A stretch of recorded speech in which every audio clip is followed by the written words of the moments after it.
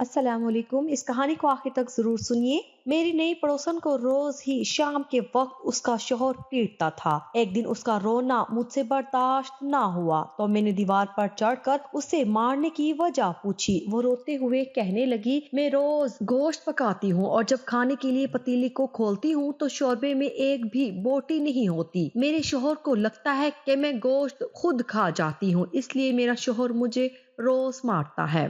ये सुनकर मैं सोच में पड़ गई और इस बेचारे की मदद करने का सोचा। अगले ही दिन मैं उसके घर गई और उसके किचन में एक खुफिया कैमरा लगा दिया। उस शाम मैंने फिर से उसके रोने की आवाज सुनी और मैं खामोश रही। सुबह हुई तो मैं उसके घर गई और मैंने उसके किचन में मौजूद कैमरे में देखा और हक्का बक्का रह गई, क्योंकि वहां तो मेरा नाम आबदा है। मेरे घर के साथ वाला मकान काफी वक्त से खाली पड़ा हुआ था। मैं चाहती थी कि ये घर आबाद हो जाए ताकि मुझे कोई अच्छी पड़ोसन मिल जाए और बातों बातों में मेरा वक्त अच्छा गुजर जाए, मगर ऐसा होता नजर नहीं आ रहा था, क्योंकि जो भी फैमिली वहां रहने के लिए आती वो जल्द ही ये घर छोड़कर चली जाती और यूं काफी दिनों तक ये घर खाली पड़ा रहता था। फिर एक महीने बाद हमारा मालिक मकान कोई और किराएदार घर ले आता था और यूं ये घर फिर से आबाद हो जाता, मगर चूंकि यहाँ कोई फैमिली टिककर नहीं रहती थी, इसलिए मेरी किसी के साथ ज्यादा बातचीत ना हो पाती थी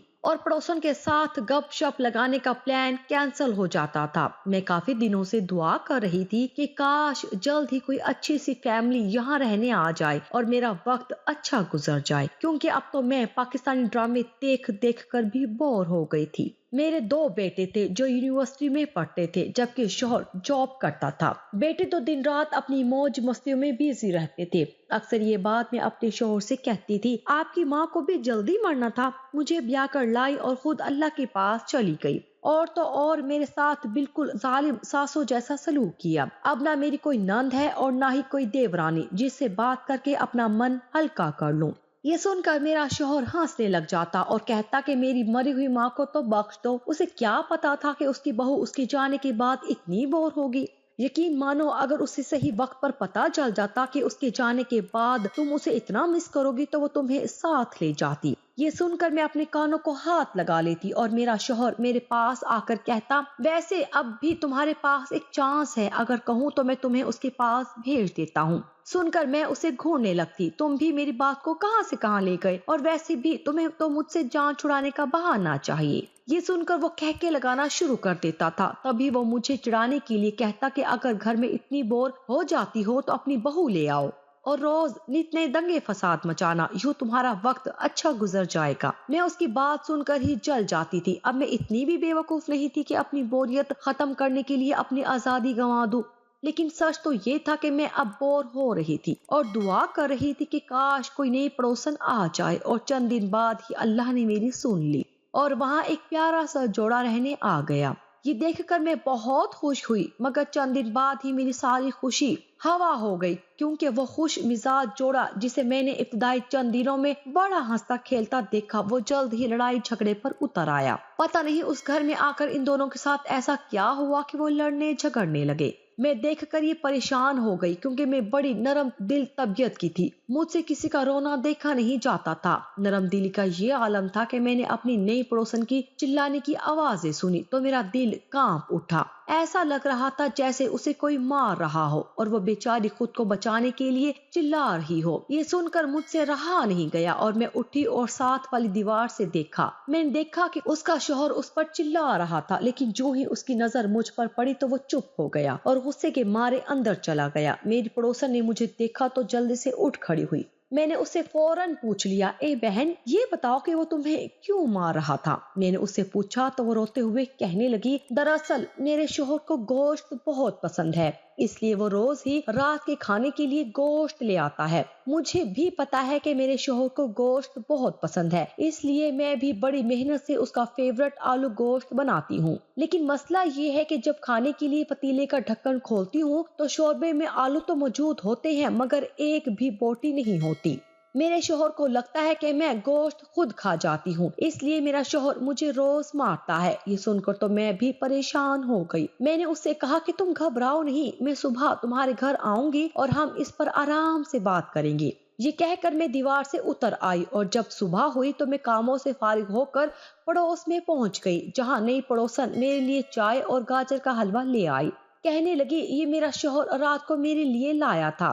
یہ سن کر نہ جانے مجھے کیوں ہنسی آ گئی اور وہ بھی میری بات سن کر مسکرانے لگی۔ میرا شوہر مجھ پر جان دیتا ہے، لیکن جب سے ہم یہاں آئے ہیں میرا شوہر بدل سا گیا ہے۔ اب تو وہ مجھے بات بات پر لڑتا ہے اور مجھ پر ہاتھ بھی اٹھانے لگا ہے۔ یہ کہہ کر وہ افسردہ ہو گئی۔ تب میں نے اس سے پوچھا کہ کیا گوشت غائب ہونے والا واقعہ بھی یہاں پر ہونے لگا ہے یا یہ پہلے بھی تمہارے ساتھ ہوتا تھا؟ میری بات سن کر اس نے مجھے بتایا کہ یہ بھی اس گھر میں آ کر ہوا ہے اور پہلے ایسا کبھی نہیں ہوا تھا۔ یہ کہہ کر وہ گھبرا گئی۔ تو کیا یہ گھر؟ اس نے گھبرا کر مجھ سے پوچھا اور میں نے جلدی سے نہیں کہا تاکہ وہ اور زیادہ پریشان نہ ہو جائے۔ میرا اور تمہارا گھر ایک ساتھ ہے، لیکن میرے ساتھ ایسا کبھی نہیں ہوا، لیکن ہو سکتا ہے کہ اس گھر میں کوئی جانور ہو جو گوشت کھا جاتا ہو۔ میں نے یہ بات کہی تو وہ کہنے لگی جانور اتنی صفائی سے سالن میں سے بوٹیاں نہیں نکال سکتے، کیونکہ وہ یا تو سالن گرا دیتے ہیں یا سارا سالن خراب کر دیتے ہیں، یہ کوئی اور ہی بلا ہے۔ یہ کہہ کر اس نے ایک جھرجھری لی اور میں بھی خوف زدہ ہو گئی، لیکن پھر میں نے ہمت کی اور اس سے کہا کہ ہم پہلے اس گھر کا مکمل معائنہ کر لیتے ہیں اور بعد میں سوچتے ہیں کہ کیا کرنا ہے۔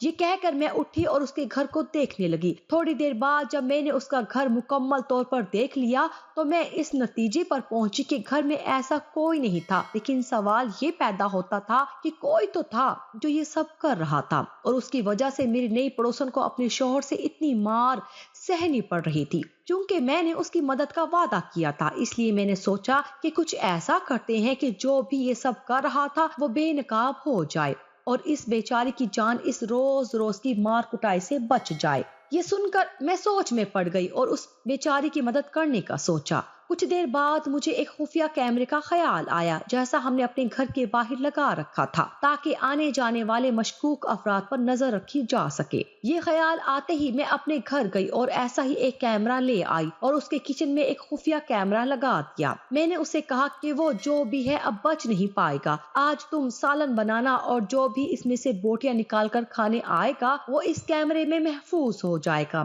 دیکھنا آج تمہارا دشمن پکڑا جائے گا۔ یہ سن کر وہ بھی خوش ہو گئی۔ میں نے اس کے کچن میں کیمرہ لگا دیا اور پھر میں نے اسے بہت سی باتیں کی اور میں سحر کے وقت اپنے گھر آ گئی۔ اس شام میں نے پھر سے اس کے رونے کی آواز سنی اور میں خاموش رہی۔ میں نے دیوار سے جھانک کر نہیں دیکھا۔ میں نے اپنے دل میں کہا کہ صبح تمہیں رلانے والا خود روئے گا۔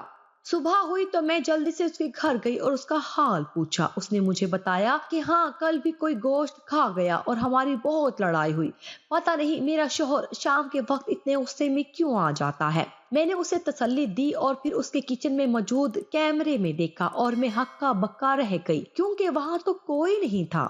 یہ دیکھ کر میں حیران رہ گئی، یہ کون ہو سکتا ہے؟ میں سوچ میں پڑ گئی اور تبھی مجھے خیال آیا کہ وہ کوئی جانور یا انسان نہیں تھا بلکہ وہ تو کوئی جن تھا یا پھر کوئی چڑیل تھی جو اس گھر میں رہتے تھے۔ وہ ان گھر والوں کو تنگ کر رہے تھے۔ تبھی میں اپنی پڑوسن کو لے کر گھر سے باہر آ گئی اور ہم ایک عامل بابا کے پاس پہنچے جسے ہم نے وہ سارا واقعہ بتایا۔ یہ سن کر وہ اس گھر کا حساب کرنے لگے اور ہمیں بتایا کہ یہ چونکہ بہت مہینوں تک خالی پڑا رہتا ہے اس لیے کسی جن نے یہاں آ کر رہنا شروع کر دیا ہے۔ یہ سن کر میرا شک یقین میں بدل گیا۔ تبھی میری پڑوسن کہنے لگی تو اب ہمیں کیا کرنا چاہیے؟ یہ سن کر اس عامل نے کہا کہ اگر آپ لوگ مجھے اجازت دیں تو میں اس کا پکا انتظام کرتا ہوں۔ یہ سن کر میری پڑوسن کہنے لگی جی بابا جی، آپ کو اس کام کے لیے جتنے پیسے کی ضرورت ہو میں دے دوں گی، مگر پلیز میری اس جن سے جان بچا لیں، کیونکہ اگر ایسا ہوتا رہا تو میرا شوہر تو مجھے کچا کھا جائے گا۔ پلیز بابا جی کچھ ایسا کریں کہ یہ جن ہمیشہ کے لیے یہ گھر چھوڑ کر چلا جائے اور میرا شوہر پہلے جیسا محبت کرنے والا اور میرا خیال رکھنے والا بن جائے۔ یہ سن کر بابا جی مسکرانے لگے اور کہا بیٹی میں یہ کام پیسے کے لیے نہیں کرتا بلکہ میں تو یہ کام انسانوں کی بھلائی کے لیے کرتا ہوں، اس لیے کہہ کر مجھے شرمندہ نہ کرو۔ اگر میری وجہ سے تمہارا گھر بس جائے اور تم دونوں میاں بیوی میں محبت ہو جائے میرے لیے اس سے بڑھ کر کوئی اجر نہیں ہوگا۔ یہ بات سن کر ہم بابا جی سے بہت متاثر ہوئے اور اسے اپنے ساتھ گھر لے آئے کیونکہ انہوں نے یہیں بیٹھ کر ایک عمل کرنا تھا۔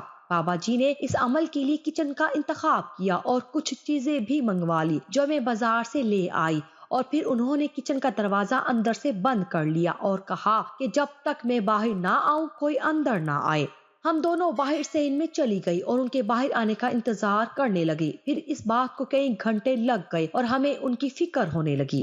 تبھی میری پڑوسن نے ڈرتے ہوئے کہا کہ میں نے یہ سب اپنے شوہر سے پوچھے بنا ہی شروع کر دیا، اگر کچھ بھی غلط ہوا تو وہ مجھ پر بہت چلائے گا اور شاید مجھے روز کی طرح مارے بھی۔ یہ کہہ کر وہ رونے لگی، مگر میں نے اسے تسلی دی اور کہا کہ فکر نہ کرو، دیکھنا تمہارے شوہر کے آنے سے پہلے سب ٹھیک ہو جائے گا۔ پھر کچھ دیر بعد وہ بابا جی باہر نکل آئے اور کہا کہ اس جن نے مجھ سے وعدہ کیا ہے کہ وہ گھر والوں کو تنگ نہیں کرے گا، مگر اب تم بھی مجھ سے وعدہ کرو کہ تم جمعرات کے دن کچا گوشت چھت پر پھینک دو گی۔ یہ سن کر میری پڑوسن نے وعدہ کیا۔ میں اسی وقت اپنے فریج سے گوشت لے کر آئی اور ہم نے بابا جی کے لیے بہت اچھا کھانا پکایا اور انہیں کھانا کھلا کر رخصت کیا، اور اس مرتبہ سالن میں سے ایک بھی بوٹی کم نہیں ہوئی تھی۔ لگتا تھا کہ اس جن نے بھی بابا جی سے کیا اپنا وعدہ نبھا دیا تھا، اور یوں میں اپنی پڑوسن کا مسکراتا ہوا چہرہ دیکھ کر اپنے گھر آ گئی۔ انسان کا اپنے والدین، اپنی اولاد اور قریبی رشتہ داروں کے علاوہ سب سے زیادہ واسطہ اور تعلق اپنے ہمسایوں اور پڑوسیوں سے بھی ہوتا ہے، اور ان کی خوشی اور ناخوشی کا زندگی کے چین سکون اور اخلاق کے اصلاح و فساد اور بناؤ بگاڑ پر بہت گہرا اثر پڑتا ہے۔ دنیا کا ہر انسان ایک دوسرے کی مدد اور ایک دوسرے کی نصرت اور حمایت کا محتاج ہوتا ہے۔ اگر ایک بھوکا ہے تو دوسرے کا حق ہے کہ اپنے کھانے میں اسے بھی شریک کرے۔ ہمیں بھی اپنے پڑوسیوں کا خیال رکھنا چاہیے، ان کی مدد کرنی چاہیے۔